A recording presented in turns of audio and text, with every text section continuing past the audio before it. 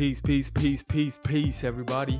Welcome to the Vital Hoops Podcast. My name is Fernando Cardenas, aka International XB. I am your host. This is episode number 26. We have an amazing guest today with us. Our guest is a professional basketball player, and he has an amazing resume. He got drafted 6th overall into the NBA. He won a championship in the EuroLeague and was, Final Four MVP. He has a bachelor's degree from Baylor University. He is an art collector and a book club organizer for Ekpe's book club. He's from Oklahoma and he's now living in Japan where he's still playing professional basketball. It's an honor to have him on the show, Ekpe Udoh. Ekpe, welcome to the Vital Hoops Podcast, my brother. How you doing? Man, I'm good, man. Appreciate you having me, man. How you feeling? I'm doing good, man. I'm doing good, and I'm excited to have you on the show, man. I appreciate you taking the time, man, for real, because I know, you got a lot going on, and, you still hooping and all that, so I know how it is, but, yeah, I had to take the time for this one. No doubt. Take the time for this one. No doubt. Good looking, man. So listen, let's get right into it, man. I want to ask you a little bit about, first and foremost, growing up and everything. How did you fall in love with the game of basketball and just, how you become a hooper? Yes, sir. Well, man, my name is Ekpe Friday Udoh. For the listeners who may not know me, born and raised in Edmond, Oklahoma. Parents, I'm Nigerian. Parents came over in the 80s. And I think that's where it all began. Because, if they wouldn't have came over, who knows, where myself and my siblings would be. So I picked up a ball at age 5, and it was just like the neighborhood sport. Growing up in a neighborhood called Meadow Lakes in Edmond, Oklahoma. Wow. That's what we did. It was like our little community. And we had a couple of young boys, but mostly we had to play against the older guys. If you wanted to get on the court, you had to work on your game so you could compete. Because if not, they gonna, tell you to sit on the sidelines. That's it. Nobody wants that. And that's really how it all began. And then just rolled with it. I had some families look out for me, and sponsor me. Because at that time my parents couldn't afford all of the traveling that we had to do for the summer traveling. Okay. That's why I'm here today. Dope. So how was talk to me a little bit about how was high school basketball down there and the whole process of getting, recruited and going to you first you went to University of Michigan, right? And then you ended up at Baylor. And you talked to me a little bit about that process. So that process was it was fun. It was fun because I wasn't talked about as much, in the AAU circuit. I didn't play for the homegrown team. Okay. That was sponsored by Nike at the time. I went to a team in Texas that was Reebok, Texas Blue Chips. So I guess I got my first letter maybe my freshman year of high school. Okay. I don't know from where, but that's when I started to, make some noise. Nice. Long, lengthy blocking shots, running around, with the energy. So that was cool. And then, just through the summer circuits, was able to attend like ABCD camp. That helped me get on the map some more. No doubt. And the funny thing, well, not really funny, but prom is such a big deal, right, in high school. Yeah. Because I didn't have my ACT score where I needed it to be, I didn't even go to prom. Yeah. My senior year. So I went and played as if I was going to prep school. So I was playing in the summer circuit. Okay. But then I worked my ass off to get this to get this score, and I got a 20. And the night of prom, somehow I came back to the city, and that same night I called I think I called Coach Jackson or Coach Amaker and told them I would like to attend University of Michigan. And for me, like, I probably had 3 or 4 schools that were on me and that was on my list. that final list, but I wanted to get away from home. I wanted something different. You know, Oklahoma's a little slower, but I just wanted something different, and it worked out well. No doubt. From the hoop scene in Oklahoma, of course, not too many people just respect Oklahoma when it comes to ball, but the group I grew up with, man, we made a lot of noise. I played with the same group, the starting five at the high school I went to. We were together since middle school. Nice. So we did a lot of damage on the road. Nice.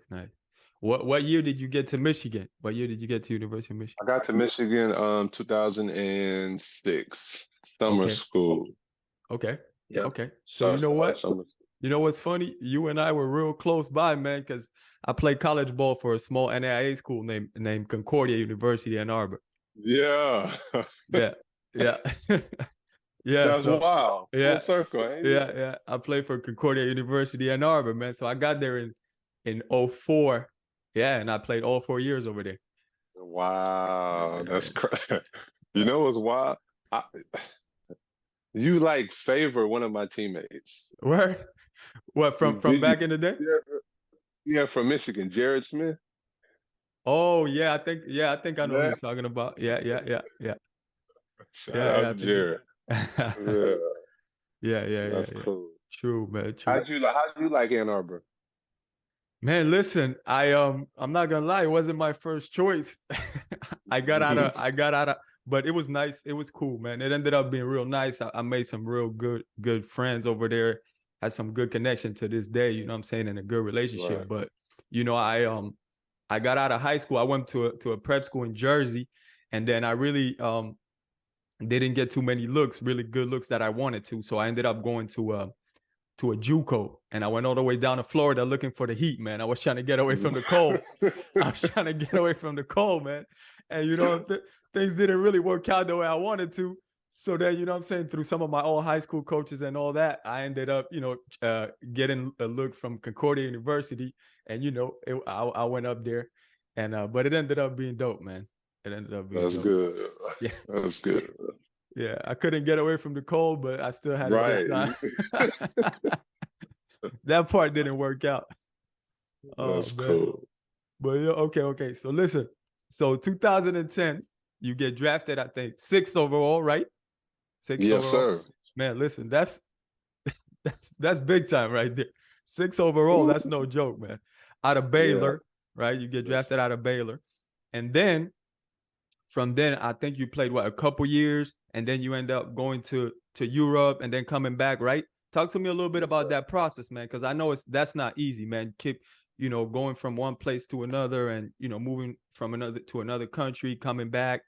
Right. Talk to me a little bit about that process, and then I know you ended up winning a championship in the EuroLeague, which is big time out in Turkey, right? You were playing for Turkey, so yeah, go ahead, talk to me a little bit about that. So it was like a little bit of foreshadowing, because in college I transferred schools, so I had to pretty much go to a whole new environment. Ended up at Baylor University, and there I had to sit out a year, because back then you had to. Did my work, came back that following year. We had a hell of a run, made it to the Elite Eight, and some of those guys are my brothers to this day. Wow. And then from there, went to the league. Suffered an injury, and right after I got drafted, so that put me out about 6 months. And I think I made my debut in January-ish of that season, of the 2011 NBA season. What team were you with? I got drafted by the Golden State Warriors. Okay, yeah. So you were still with the Warriors, yeah. Yeah, Warriors to the Bucks, then to the Clippers, and then after the Clippers is when I went overseas and joined Fenerbahce, and that was my first real taste, I guess, of European ball, because I did go over to Israel during the I think it was the 2011 or 2012 lockout. Okay, I went to Israel for like a week, but Fener was like my first real experience of the European basketball, and being coached by Coach Obradovic, which was a totally different experience from what I was used to, but it was the best thing for me. Nice. Had a great 2 years there. Went to the championship twice, lost one, won the other. Got the MVP, right? Got the MVP of the Final Yes, sir. Four, and it was the 30th. It was my 30th birthday that weekend. So I had my family and friends in town, and it was just a big celebration because the Final Four was in Istanbul, right? And that season we were up and down. Like we had some health issues, and we were just banged up throughout the season. But we knew once we got healthy, at any point in time of the season, nobody could really mess with us, and that's what happened. When we finished, I think we were fifth seed, had to go on the road the first round of the playoffs. Won 3 games straight, then Final Four, won those 2 games. Yeah, that was a great time, man. But I just felt like I had done it all to a certain extent in Europe, and I decided to go back to the NBA, and I went back with the Jazz, a great organization. I was led by Quinn Snyder. Learned a lot. Wasn't able to do what I thought I could on the court. Okay. Comes with the territory. But yeah, it's been a hell of a run. Now I'm in Kyoto, Japan. You're 13. That's crazy, man. Let me go back real quick. Was there a time where like the NBA wanted you, but you had you made the choice to stay in Europe? No. I mean, because not really, because after my first year, it wasn't really there. Okay. The interest wasn't there. But then after that second year, after that run we had, and the way I played, especially towards the end of the season into the playoffs, and winning that championship, that's MVP when it was like everything. Yeah, let's give it a go again. No doubt. And I hear there's a lot of talk about the game. How do you see the difference and similarities between the game in the NBA and Europe? Like, you hear a lot of talk, like Luka Doncic saying like the game is easy in the league, and things like that. So how would you compare it? You know what I mean? It's tough. You can't just say it's easy. I wouldn't, because Luka, he has the ball in his hands, the whole game all the time. Yeah. Oh, but I mean, I get what he's saying, because he's coming from the perspective of you can play a zone and overseas. Like, there's no 3 seconds. The court, so there's maybe a lot less spacing, maybe. Yeah. Yeah, it's definitely spacing, for sure.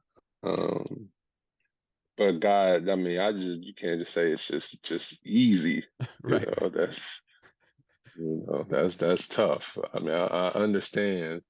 But not everybody will have the ball in their hands like the Lukas, the top guys in the NBA. And Luka's a one in a lifetime type of player. Talent, no doubt, yeah. So, like you were saying, now you're in Japan, man. Man, how's that, man? How's that?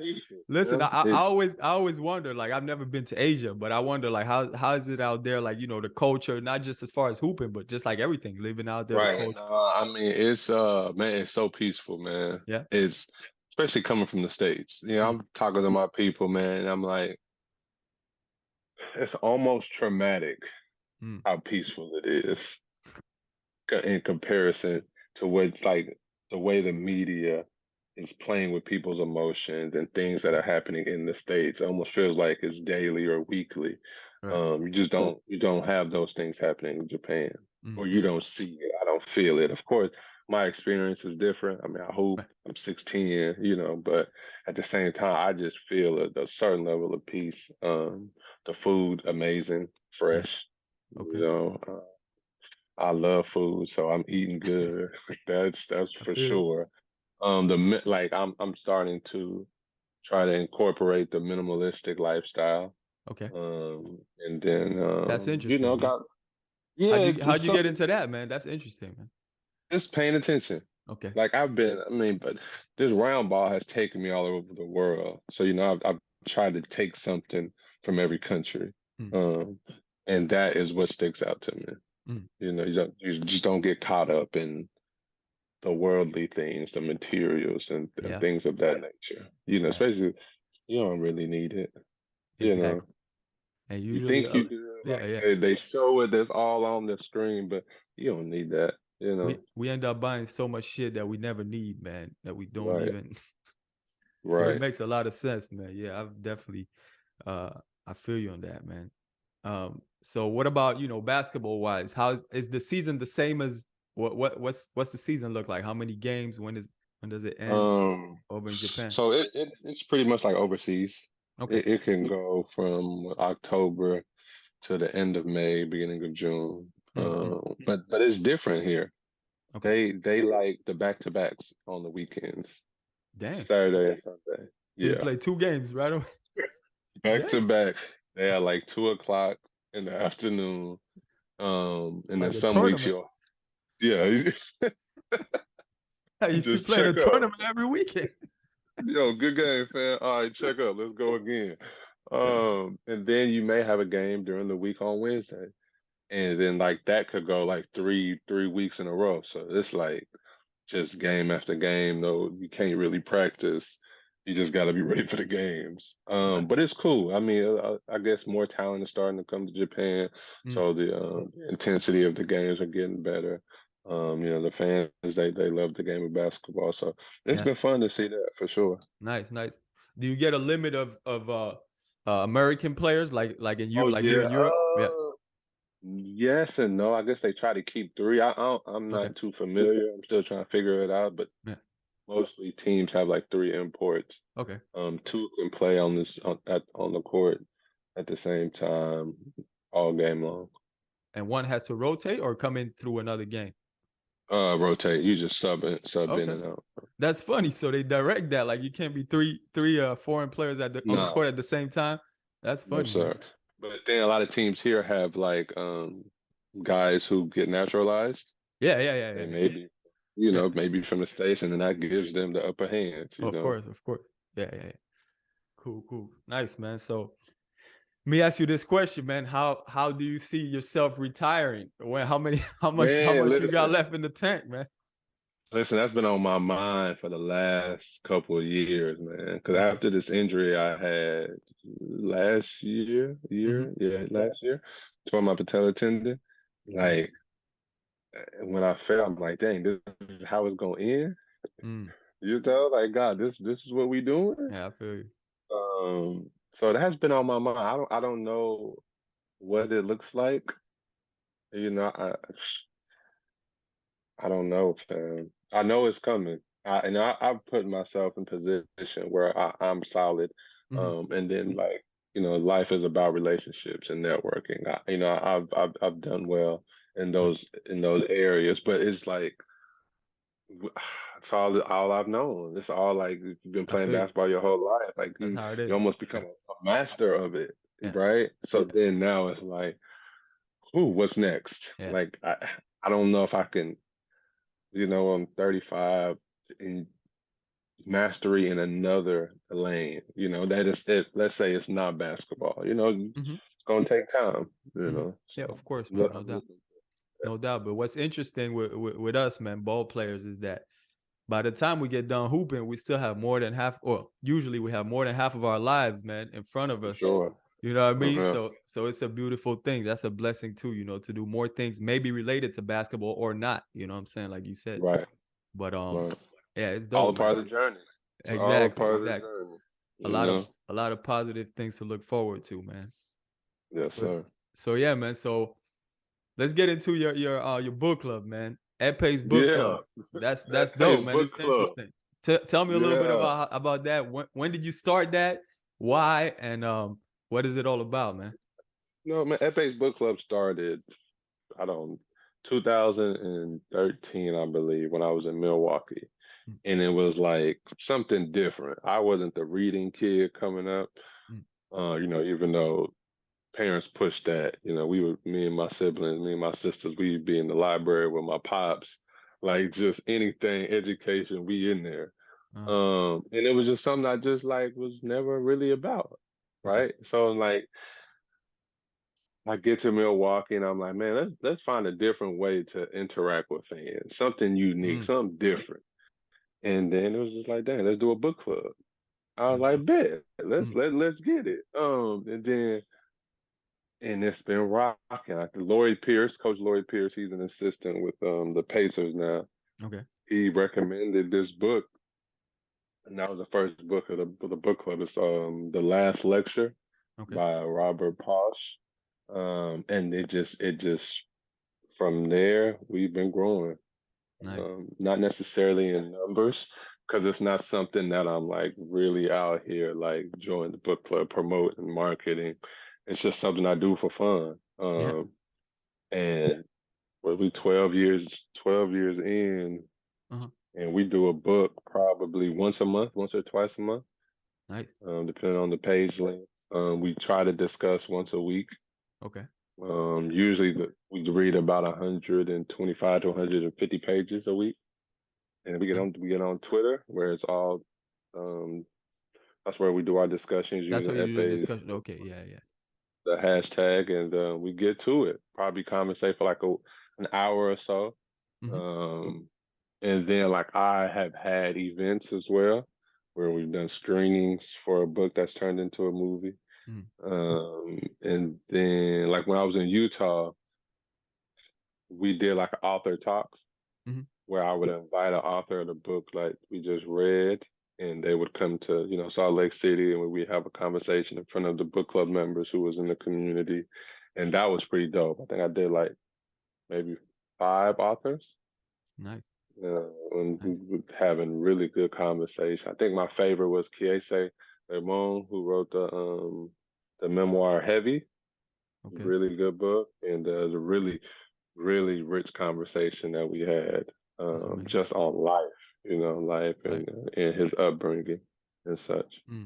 That's dope, man. That's dope.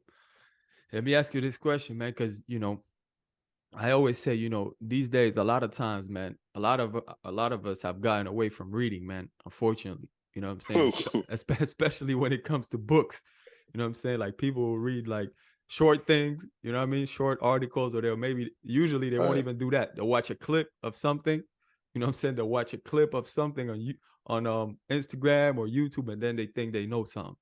You know what I'm saying? Right. So what do you think? How important is it for us, man? I always think, especially, us people of African descent and African people, to stay connected to books, man, to get our knowledge from books. Man, this is the toughest time to be a kid, man, because the social media and gaming is on you. Yeah. Even if you don't have a phone or you don't have that, once you get to school, everybody has it. You just gonna society, fall in line. Man. People around, your boys, your this. And then I see young kids socializing through their phone. Like when they go home, they don't go outside to play. They just be in their room, they be on their phone. And they can't, and you may find it hard to talk to some of these to some of these youngsters because they just don't verbalize. They just text or whatnot, or they streaming on the game talking crazy. But I think it's very important to like find some space, find that moment to be able to read, especially like you said, as Africans. So much of our history has been hidden.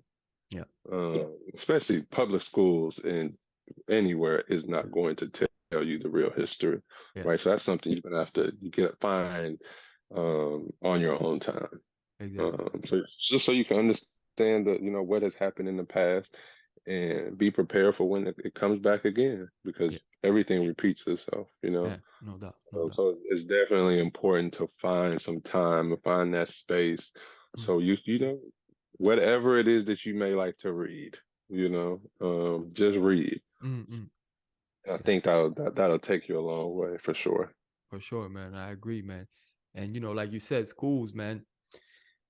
For those of you listeners out there that are parents, also, that's something that I feel like we have to do as parents is, also let our children know about that. What you said, like in schools, it's not necessarily true everything that they're going to learn in school. There's a lot of things that they're going to be misled a lot because, they're molded to fit to society and not necessarily understand and overstand their own history and who they are within this society and all of that. So I think it's a job we have to do also as parents. Like I'm a parent, you know, and I you know, I let my son know about, you know, certain figures. I let my son know about, you know, Amilcar Cabral. And I let my son know about Marcus Garvey. And I let him know about, you know, the Afro-Cuban led rebellions, you know, because these are things that are important for him, but that he's not going to get in school. He's never going to get in school, Right. you know.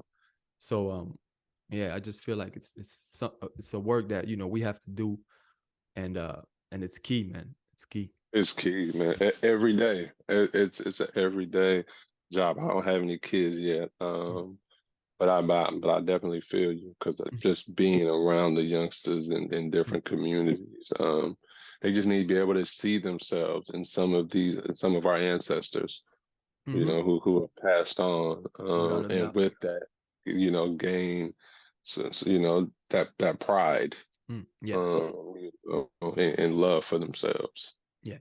Tell me about that. When or how did you get, you know, uh, that political education? When did you get quote unquote conscious? I didn't get I didn't get that until I got to Turkey for real. Right, Okay. everything was just hoops. Mm, Growing up, it was hoops, mm, music. mm. That's it, and being a kid. You feel Yeah. me? Yeah. Yeah. Going out, whatever. But then once I left the States, like it was the first time I was really outside of America, and it was like, dang, I'm gonna need something to do. I'm gonna need some hobbies, right? Right. And Right. then Right. one of my good friends came over to Istanbul with me, and then he was like putting on YouTube lectures, right? Like Farrakhan, he was Dr. Boyce Watkins, then Black Panthers with Huey Newton, Wow. Asada. You just keep going down the list, right? And then I started to pay attention to like the Black or the African melanated that experience across the world, Mm-hmm. and like it, you know, it was the same, you know. Exactly. Wherever you go, you Yep. know, you will have that. Now we all have when I say the same, I guess in the treatment from that perspective, right? Yeah. We Yeah. all have our own, you know, we all have our own experiences. For Like sure. I've For said, sure. like my experiences will be different from the next African who was walking around, For right? sure. For sure. Because I put this ball in the hoop, and you know, that's my blessing. But once I started to see the treatment, then I really started to really get into the historical books and getting conscious, as you may say, or learning the real history, learn Mm-hmm. the truths. And then from there, it's been haven't stopped, nonstop education. Like I said, it's an everyday battle. No doubt. No You know, doubt. you can't read every day about certain things because you're gonna get worked up. Yeah. Yeah. You know, so yeah, Like you was said, that, man, that like it was also for me, like, you know, a lot of traveling, and, you know, I've had the opportunity of living in, you know, different countries as well. And, you know, I also recognize pretty fast that, you know, that anti-African sentiment, or like, you know, it may be shown in different ways, you know what I'm saying, but it's there, it's very present, you know, everywhere you right? go, whether it's, I'm Afro-Cuban, and you know, in the Caribbean, and South America, that anti-African it's very present, you know, and they usually cover it up with the whole Latino, you know what I'm saying, Mm. identity and all of this, you know what I'm saying? So Right. we're brothers want to be Latinos and get away from their African identity, when we know damn well we're straight descendants of the motherland, you know what I mean? And you know, here in France, it's a little bit different because there's a lot more of brothers and sisters from the motherland that came directly from the motherland, you know. And some of my brothers, some of my best friends have their parents were born and raised in Africa. You know what I'm saying? So it's a little bit different, but you also feel the same in certain ways. You see things that, you know, you can see how colonialism affected the motherland differently than the diaspora, but at the end of the day, it still affected it in certain aspects Right. more. In certain aspects, I feel like even more, and in certain aspects, a little bit less. But we at the end of the day, we kind of, you know, see very strong similarities. And so Hmm. yeah, and so like you said, it's important for us to, you know, to educate ourselves and to keep growing. You know what I'm saying? Keep growing, keep growing. That is key. That is key. And you gotta embrace it, man. You can't run from it. That's right. You know, you That's just right. gotta embrace it. Walk with your chest out, Yeah. you know, and keep pushing, and then get somebody else, pull somebody else, you know, get another kid, give them the game, Yeah. you know. Yeah. Sure. If we just continue to do that, you know, we'll build our little communities, villages all over the world. Yeah, that's what it's about, man. Because unfortunately, like you said, some brothers and sisters want to act like it's not around, and they think just by ignoring things, you know what I mean? They think by ignoring reality, things Right. are gonna get quote unquote better, or things are gonna, you know what I'm saying? And that's really not the way. You know, some people don't want to learn from the past, or they don't want to acknowledge the Mm. truth, man. But But okay. I do believe that majority of these people, they know, but it's not popular, or it's not Yeah, in their best interest, you exactly. know. True. True. And also it's difficult, man. Let's be honest. You know Right, what I'm saying? It's 100%. difficult to face reality. Certain things, like when people are like, nah, I can't, you know what I'm saying? Once you go through, you know, you have a 9 to 5, or maybe you even have 2 jobs, and you know what I'm saying? And then now you gotta come home and, you know, really face reality. People would just escape, you know, watch the idiot box, you know, the TV, and Hmm. just relax and just forget about, you know, how things are really going. And then they'll just put up with the shit, put up with the Right. aggression, put up with the, you know what I'm saying, and kind of ignore it. Because the truth is, you know, it's difficult, man. But, you know, I feel like personally, I have to look at myself in the mirror at the end of the day. And there are certain things that I have to, you know, face in order to be at Yes, sir. peace. You know what I'm saying? In order to be at peace. Right. Um, all right, man, cool. Well, let's come around. Let's get back to basketball a little bit, man, before we wrap things up. I want to talk to you a little bit about, you know, playing for the Nigerian national team, man. You know what I'm saying? I Hmm. know that must be big time. A lot of pride. One of my best friends over here in France, man, is from the Central Republic of Africa, and he played for their national team for like 10 years. So actually, for all the listeners, check out episode number 3 of the Vital Hoops podcast. He's on there, and he talks a little bit about that. But he talks about how, you know, he couldn't compare. He didn't play in the NBA or anything, but he couldn't compare it to playing anywhere else. You know, playing big time college ball, playing pro overseas is no comparison to playing for his national team. You know what I mean? So you got a chance to play for Nigeria, but you were born in the States and everything. So Right. the experience is a little bit different. Talk to me a little bit about that, man, and the experience. Man, it was a great experience, to be able to represent the country. Country my parents, you know, born and raised. Mm, And I know that put a smile on their face when I was, you know, was able to walk out during the opening ceremony. mm. But it for me, it started with the world, what did they call it? The World Championships, or the World Yeah. Cup that was held in China Okay. a few years back. That's when I first got with the Nigerian national team. Mm, You know, we were able to clinch an Olympic bid mm, there while in China. And then, you know, we had a change of coach. Mike Brown came in, had a whole training camp. People you had to make the team again. mm, I was, excuse me, I was one of the ones who was able to make the team. And you know, we had a great preparation. Once we got to Olympics, things didn't go, things didn't go our way. I'll say that. Things didn't go our way, okay. but we were really looking forward to representing the country, Mm, you know, in Tokyo. okay. Okay. Did everything go smooth, as far as, because I know sometimes, you know, a lot of my people that play for their home country, you know, they're not always on the same page as far as, you know, up Right. top, you know, management and all that. And then, you know, the Yeah, athletic, you know. it's different. I mean, I think that's across. Unfortunately, it's across the motherland. Yeah. But colonialism, Yeah. you know, has plays a large part of that, right? Exactly. You know, For sure. you watch the World Cup for the football, and you see the players on the European teams that we all know, if they play for the homeland, it'd be a totally different look. You know, For sure.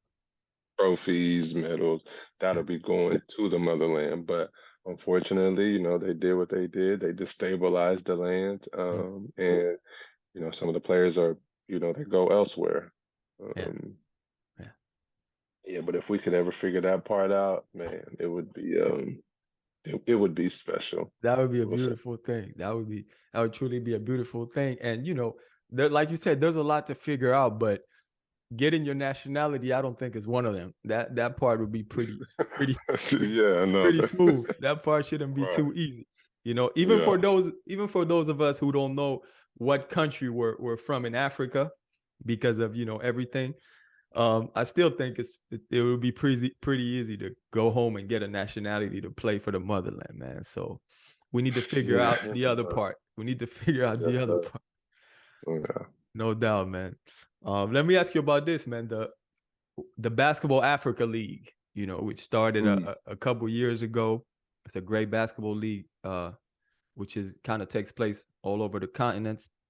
What do you think about the ball? How is it affecting, or how can it affect our brothers and sisters on the continents? The positive and negative aspects of it, man. What do you think? Man, I mean, I think it's a good league. I think it's a dope concept. It's a dope idea. And with the right intentions, it can definitely grow to be something special on the continent. I mean, I think it's a partnership between FIBA and NBA. And the NBA. Yeah. And they are, this is the third season. I think they're about to begin in the next couple of weeks. And that's right. Last year, it was a really good turnout. Championship game was great. This year they had the combine. Coach Snyder came. He just he's in the running for the Hawks job. So it was. I think the combine was here in France. Actually, it was in Paris, I believe. Yeah. They had a little combine. So I mean so that's dope just for the exposure. It's bringing a new element to the continent now. Unfortunately, like it's ran by the NBA as well. So, of course it's new. So it's year 3, so it has a lot of room to grow. But with the NBA tag on it, if we're looking at, let's say, overseas teams, because now I know they have a evaluation type program where they'll bring a younger player up to play for one of the 12 teams, right? So in Europe, let's say this kid goes and has a great showing and wants to go to the next level or somewhere involved in the NBA, you would have to pay like a buyout fee, right? And I don't think that's there if that's present with the BAL league, because then that gives back to these programs or to these countries, and I think that would be the next level as well. That would be nice. If we're gonna do it, let's do it. No doubt. We have the resources. Let's build.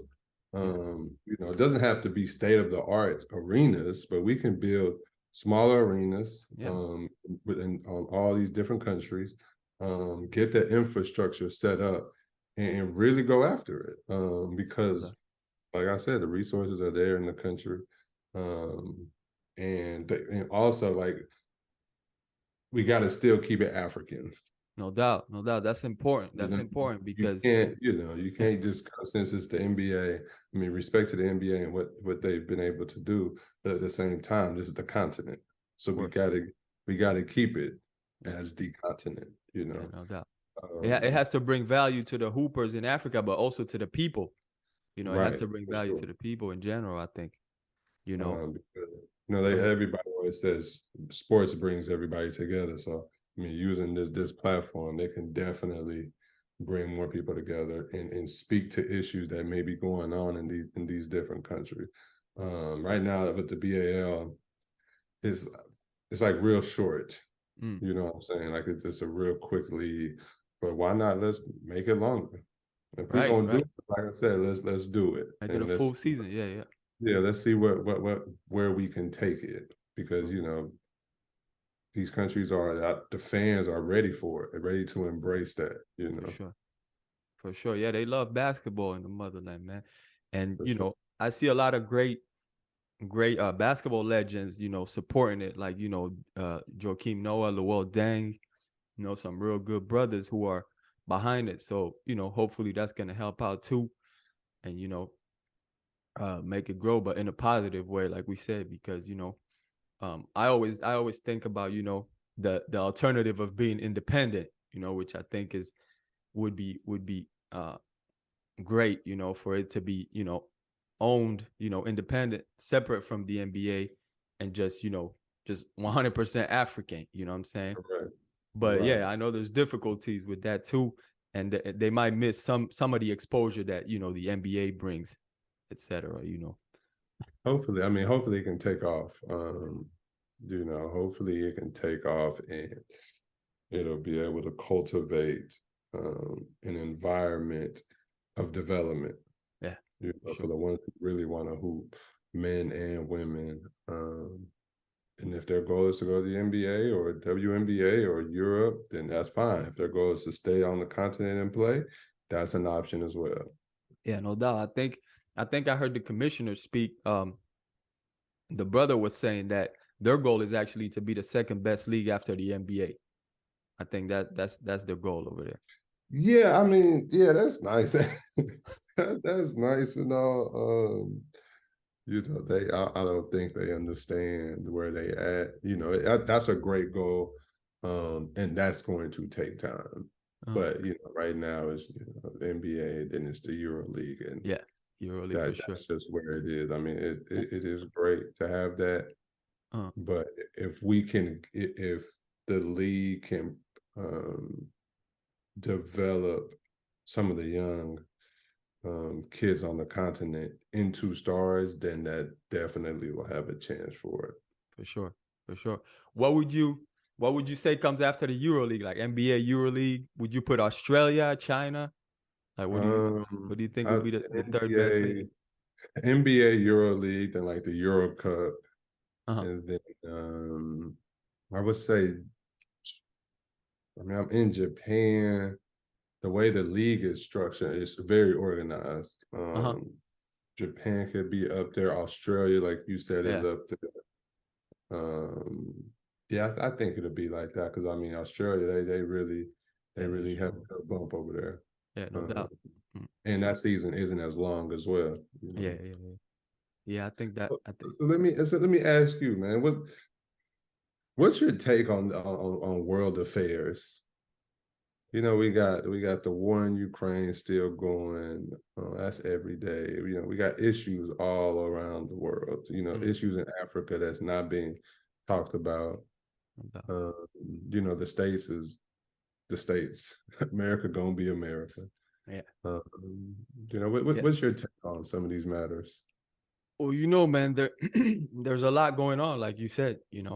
There's a lot going on, and I think there's a lot of propaganda, and a lot of people are misled, and it's not necessarily their fault. We've been fed lies for years and years, you know what I'm saying? So there's a lot of unlearning to do. But me personally, man, I have a Pan-Africanist perspective, man. I believe, we need a strong and united Africa, man. I don't believe that, just fighting each one of us fighting our own fight separate, and just fighting our own fight separate and just focusing on and being nationalists in our own countries. I don't believe that's the way we can make real progress and really break from chains of oppression. I believe we do need to focus locally, but we need to have a global perspective, you know what I'm saying, as African people or people of African descent. Because if we don't have a global perspective, our enemies have a global perspective. You know what I'm saying? So they're stronger that way and they can control, if we us individually, we'll never be able to have power. You know what I'm saying? Individually, we won't be able to have power because we're just not strong enough. So yeah, individuals may strive, you know what I'm saying? One brother here individually, one brother there individually. That's great. But we won't truly get away from oppression. You know what I'm saying? So I think it's important for us to educate ourselves and see things globally. You know what I'm saying? See what's going on, see the similarities in our struggles, understand, we can understand the differences, but there are always things that tie in, you know what I'm saying? Because I believe, as African people, our enemies are one, You know what I'm saying? And neocolonialism right now is something that's not talked about. That's the center of the problem, I believe. You know what I'm saying? So we need to fight for independence, real independence. You know what I'm saying? Really, us being able to control the means of everything we do, means of productions, but also us being able to control our educations, our health system, all these things. Wherever we are in the planet. But I think it starts in the motherland, because with a strong Africa, with a strong united Africa, then Africans all over the world will be respected. Until if we don't have a strong united Africa, then I don't see it getting better in the diaspora. So I believe, like I said, individually we do have to work locally, but we also have to work in conjunction with our brothers and sisters in the diaspora, and mainly in the motherland as well. And yeah, there's a lot going on, man. Lots of issues, and it's a lot. Right. Yes, sir. What do you think, man? I'm grateful to be in Japan and have some peace. Mm-hmm. But it's every morning I wake up, I try to catch up with the world and what's going on. And the way the media is set up, they're gonna blast the worst of it and really put it on Front Street. And it's a scary time, like any. Not the scariest times. If you look at in the past, we've really, we've had some times, but with the way the world is moving and the way social media has people hooked, and the way AI is starting to really stand out, it's getting spooky, because with AI there's less jobs, and then what happens when folks can't find a job? Does that bring in anarchy? Or controlled chaos to a certain extent? The world is changing. If you're looking at the birth rates in a lot of countries that are declining. I know right now Japan is going through it, China is going through it. In the States, they're doing everything they can to alleviate that and do whatever to make folks have babies. So it's a strange time, but we've seen it before. And it's just gonna take people got to sit back and like really survey the land, survey what has happened, and look through a critical lens, a critical thinking lens, and then move accordingly. No doubt. I hear you, man. The population thing is something, and I feel like they've been telling us we were overpopulated for a long time, right? But the way I see it is just that populations are concentrated in the same areas because there's more opportunity in these areas. So then you see big time cities, with buildings on top of buildings, and people living in small boxes, in projects and huge buildings. Whereas in these same countries, there are cities that are, wide open, but people can't really move out there because they have no opportunities to work, to live. So everybody's concentrated in the same areas. You know what I mean? So that's another thing, wealth accumulation, man, wealth accumulation in the same places, and that's a huge problem that we have now. These corporations, a handful of corporations having all the money, all the means of everything. And so, wealth accumulation, man, that's one of our main problems, I think, globally right now. And for the States, it's like you're starting to see these big, like BlackRock buying up rental homes. And that isn't, in essence, raising the rents and putting a strain, more of a strain on people. And it's just making it worse. At the end of the day, capitalism is all about greed and, like you said, the accumulation of wealth. So they're going to keep doing it until, anarchy or something. Yeah, man. It's crazy times we're living in. Like you said, I think we're kind of like in a transition time where things are really changing, but we don't necessarily realize it unless we're really digging kind of digging deep. And understanding what's going on. But it's these times. Let me ask you about that shirt, man. I like that shirt you're wearing, man. Yeah, man. For those who are listening and not watching, Ekpe has a shirt that says "I am my ancestors," and I really like that shirt, man. Yeah, shout out Ms. Karen Hunter, and her site Narrative. And it's just one of her dope sayings, and I copied it from her site and been rocking it ever since. Narrative is definitely a dope platform where folks from all over the world, from the culture, come and they learn. I mean, she has it set up to where there's lessons, there's lectures on different parts of life, from food to history, technology, hunting, and it's really a dope platform in what she has built and continuing to build with her team. Nice, man. Did you see recently the Angela Davis interview where they where they broke down to her that her ancestors were straight colonizers? I was man, I didn't want to watch it. I saw the clip, but I was like, I saw it, and then when he said that, I was like, fam, what are we doing? What are we doing here? He was hype. He was happy. What are we doing? He was hype about it, man. I didn't get it. He was like, yeah. So did you ever in your wildest dream ever believe you were a part of? And like you hear that and it's just like, okay, and now what? You've seen my work. I'm totally opposite of that. But yeah, exactly.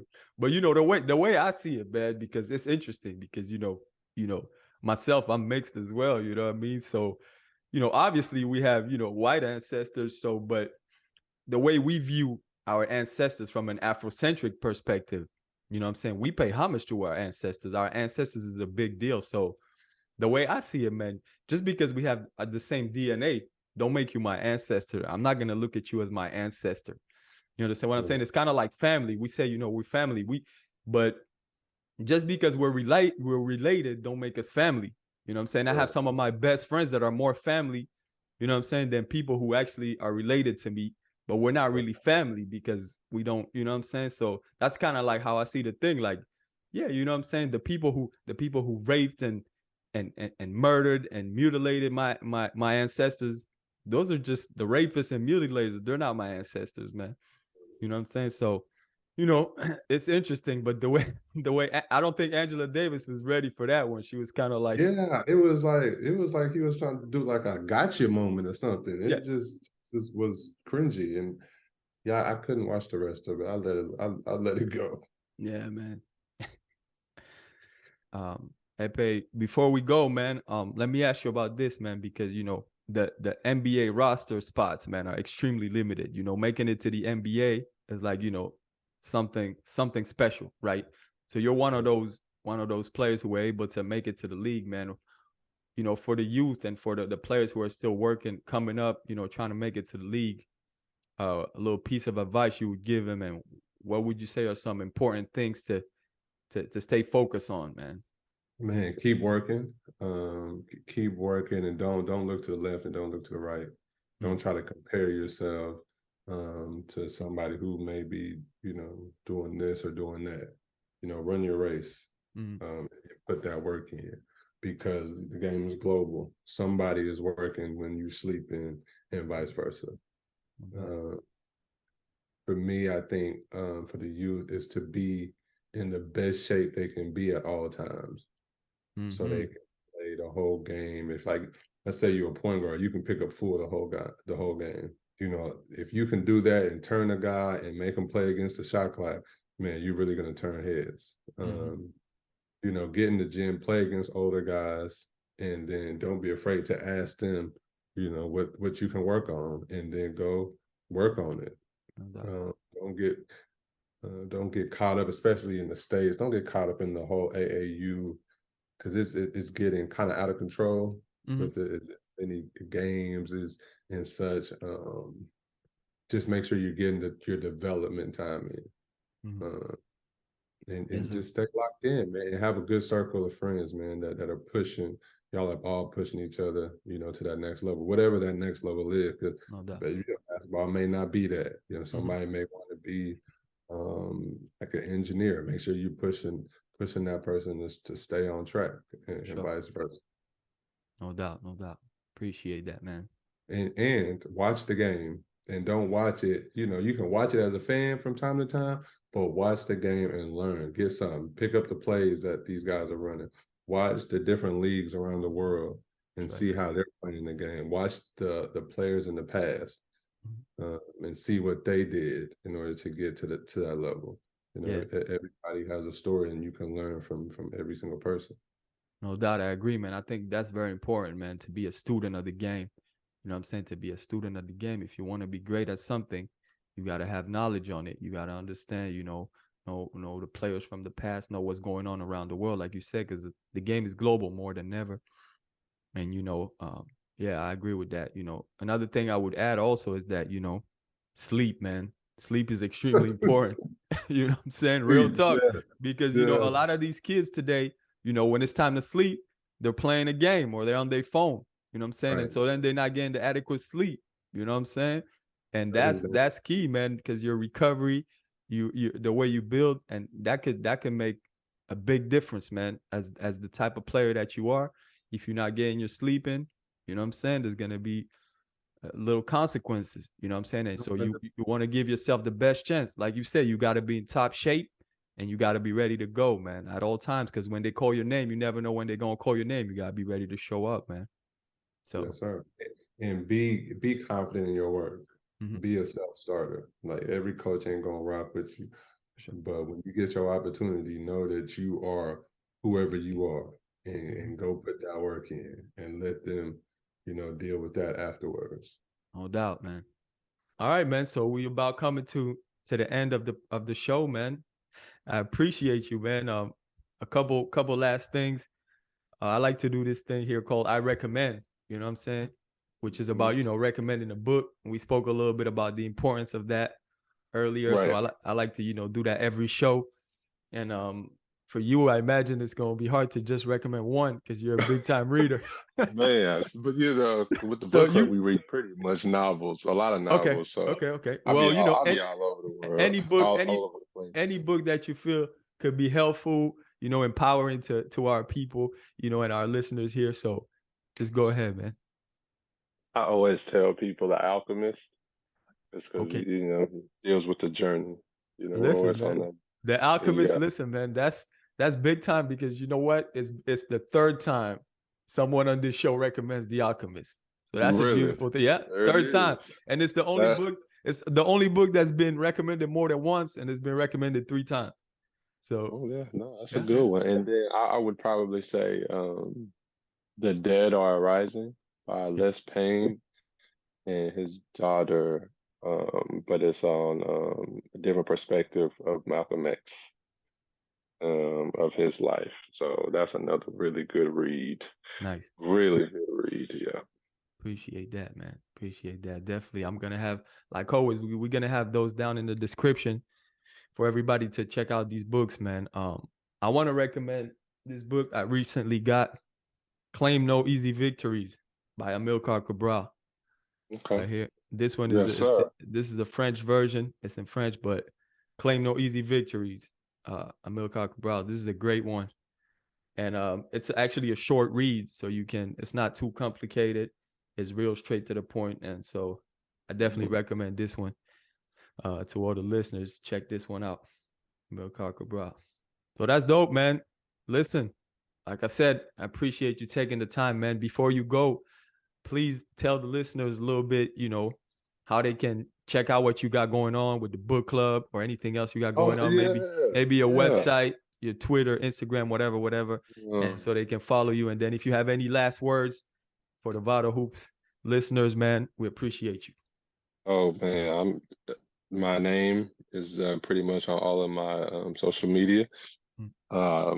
Instagram, I have like a cartoon face of myself, and that's what's on the book club. It's the logo for the book club. That's me. I don't post as much on like my actual Instagram page. I do like stories. I guess that's the thing nowadays.